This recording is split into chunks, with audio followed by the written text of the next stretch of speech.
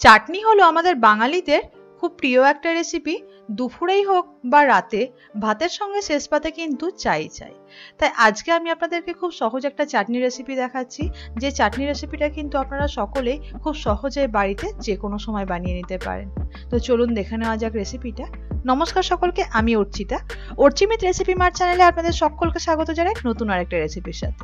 আশা করি আপনারা সকলেই খুব ভালো আছেন। চাটনি বানানোর জন্য এখানে প্রথমে একটা কড়াই নিয়ে নিলাম। কড়াইয়ের শুকনো খোলাতে একটা শুকনো লঙ্কা দিয়ে দিলাম এবং দিয়ে দেব 1.5 চা চামচ পরিমাণে 5 ফোড়ন। এবারে ওই শুকনো লঙ্কা এবং 5 ফোড়নটাকে 1 মিনিটের জন্য হালকা করে ড্রাই রোস্ট করে নিতে হবে এবং তারপরে যখন দেখবেন খুব সুন্দর একটা গন্ধ বেরিয়ে আসছে 5 ফোড়ন এবং ওই শুকনো লঙ্কা ভাজা থেকে, তখন ওটা হালকা হামানদিস্তাতে ক্রাশ করে নিতে হবে। এরপরে ওই কড়াইতে দিয়ে দিলাম মোটামুটি 1 থেকে 1.5 টেবিল চামচ পরিমাণে সর্ষের তেল। তেলটা গরম হয়ে গেলে তাতে ফোড়ন হিসাবে দিয়ে দেব অল্প একটু পরিমাণে 5 ফোড়ন এবং একটা শুকনো লাল লঙ্কা। ওটাকে একটুখানি নাড়াচাড়া করে নিতে হবে এরকম ভাবে এবং তারপরে ওই আগে থেকে কেটে রাখা টমেটোগুলো কিন্তু কড়াইয়ের মধ্যে দিয়ে দিতে হবে। আমি এখানে মোটামুটি ওই 1 কেজি পরিমাণে মিডিয়াম সাইজের টমেটো নিয়ে নিয়েছি। আর টমেটোগুলোকে না এরকম ছোট ছোট করে কুচি করে নিয়েছি, তাহলে গলতে কিন্তু খুব বেশি সময় নেয় না। এবার এই তেলের মধ্যে টমেটোগুলোকে কয়েক সেকেন্ডের জন্য হালকা করে ভেজে নেব এবং তারপরে কড়াইতে দিয়ে দেব অল্প একটু পরিমাণে নুন, ওই ধরুন 1 চিমটি পরিমাণে। তো তারপরে নুন দিয়ে টমেটোটাকে ভালোভাবে ভেজে নিতে হবে। আর যেই না নুন দেব তখন কিন্তু টমেটোটা গলতে শুরু করবে। এখানে একটা ছোট্ট টিপস আপনাদেরকে দিয়ে রাখি, যখনই আপনারা চাটনি বানাবেন চাটনিতে কিন্তু 1 চিমটি পরিমাণে নুন দিয়ে দেবেন, তাহলে কি হয় চাটনির টেস্টটা ব্যালেন্সের ক্ষেত্রে কিন্তু অনেকাংশে হেল্প করে।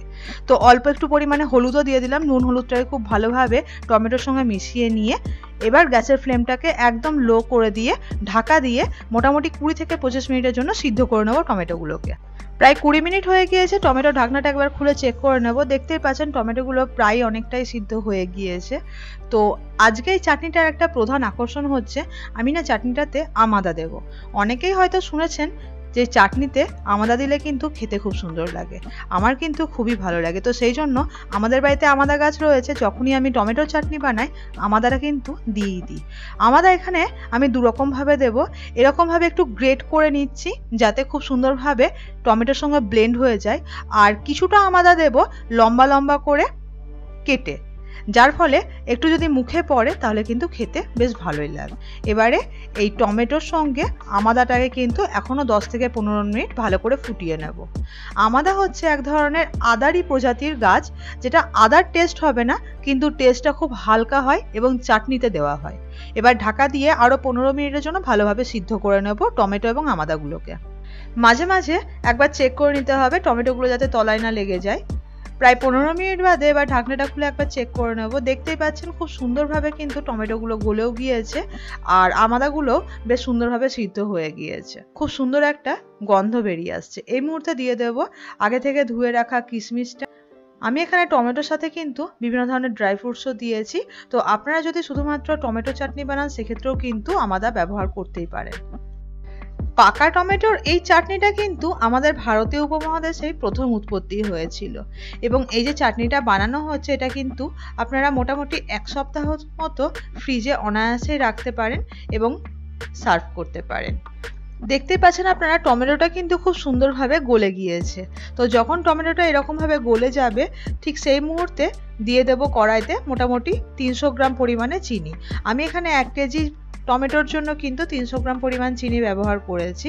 তো এবারে চিনিটা দেখুন গলে গিয়েছে এবং টমেটোর সঙ্গে খুব সুন্দরভাবে মিশে গিয়েছে।